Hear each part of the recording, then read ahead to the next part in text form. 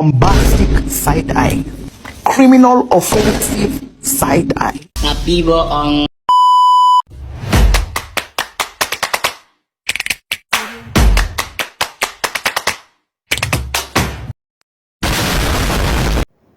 Assalamualaikum warahmatullahi wabarakatuh. Halo guys, bertemu lagi di channel YouTube Mary Anggraini. Hari ini aku akan membahas satu topik mengenai critical review. Kira-kira apa yang dimaksud dengan critical review? Sebelum dimulainya materi ini, kenalin nama aku Mary Anggraini dengan NPM 2341 1181 dari kelas manajemen 23D Fakultas Ekonomi dan Bisnis. Yuk simak baik-baik video aku. Apa yang dimaksud dengan critical review? Critical review merupakan suatu proses analitis yang mendalam dan evaluasi kritis terhadap suatu karya ilmiah. Hal ini melibatkan pemikiran kritis, analisis mendalam, dan evaluasi yang sistematis. Tujuan critical review. Yang pertama, penentuan tujuan yang jelas. Menetapkan tujuan yang spesifik dan terukur membantu mengarahkan proses evaluasi dengan lebih sistematis. Yang kedua, peningkatan kualitas karya ilmiah. Memberikan kesempatan untuk meningkatkan kualitas suatu karya ilmiah melalui proses analisis mendalam. Yang ketiga, pengembangan keterampilan evaluatif. Mendorong perkembangan kemampuan penulis atau kritikus dalam melakukan evaluasi yang kritis dan berkualitas. Proses analisis mendalam. Yang pertama, pengumpulan data. Dalam pengumpulan data yang komprehensif dan relevan terhadap topik karya ilmiah yang dievaluasi. Yang kedua, menelaah metodologi. Menganalisis kecukupan dan kesesuaian metode yang digunakan dalam karya ilmiah tersebut. Yang ketiga, penyusunan temuan. Menyusun temuan analisis yang berkaitan dengan kekurangan dan kelebihan karya ilmiah tersebut. Faktor-faktor evaluasi kritis. Yang pertama, fakta dan bukti. Evaluasi kritis memerlukan pemanfaatan fakta dan bukti yang valid dan relevan.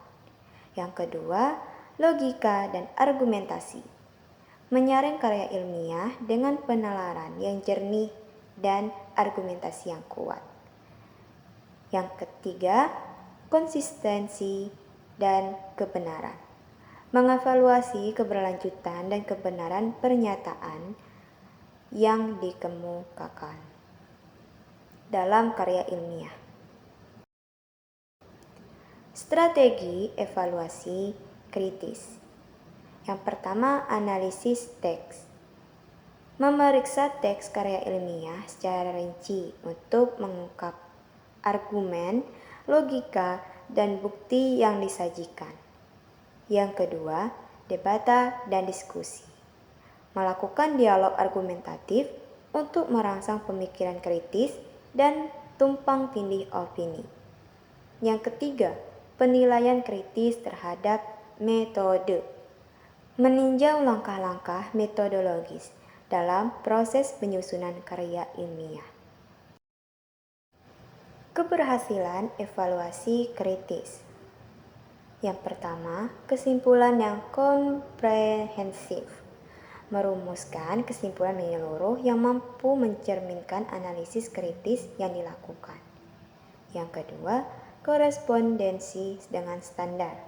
Memastikan bahwa karya ilmiah sesuai dengan standar etika dan akademik yang berlaku. Yang ketiga, kontribusi pengetahuan. Dalam membuat kontribusi positif terhadap pengembangan pengetahuan dalam bidang terkait. Etika dalam evaluasi kritis. Yang pertama, keterbukaan dan kejujuran. Menjunjung tinggi keterbukaan dan kejujuran dalam menyampaikan hasil evaluasi. Yang kedua, penghargaan terhadap pemilik karya.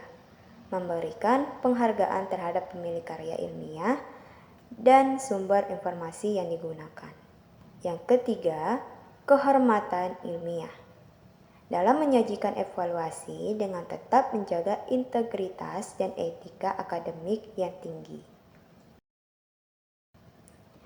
Gaya bahasa dalam ulasan kritis. Yang pertama, penggunaan bahasa yang tepat. Dalam menggunakan bahasa yang tepat dan sesuai dengan disiplin ilmu terkait. Yang kedua, kritik yang terstruktur. Menyusun kritik secara terstruktur untuk memudahkan pemahaman dan refleksi. Yang ketiga, pengutipan yang akurat. Dalam mengutip dengan akurat dan mengikuti aturan penulisan ilmiah yang berlaku. Jadi, kesimpulan yang kita pelajari dari materi ini bahwa critical review adalah suatu proses evaluasi yang bertujuan untuk menganalisis karya atau teks secara objektif dan mendalam, dengan fokus pada kelebihan, kelemahan, serta dampaknya.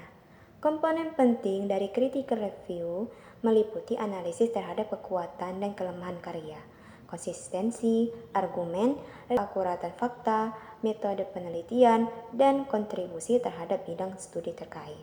Selain itu, kritik yang konstruktif juga penting dalam memberikan saran atau rekomendasi untuk meningkatkan kualitas karya tersebut.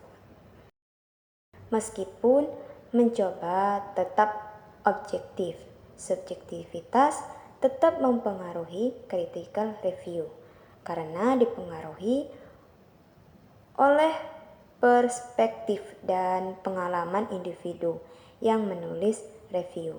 Oleh karena itu, pentingnya untuk mempertimbangkan berbagai sudut pandang dalam melakukan evaluasi. Dampak dari critical review dapat dirasakan dalam pengembangan penelitian selanjutnya dan pemahaman pembaca terhadap suatu topik atau karya.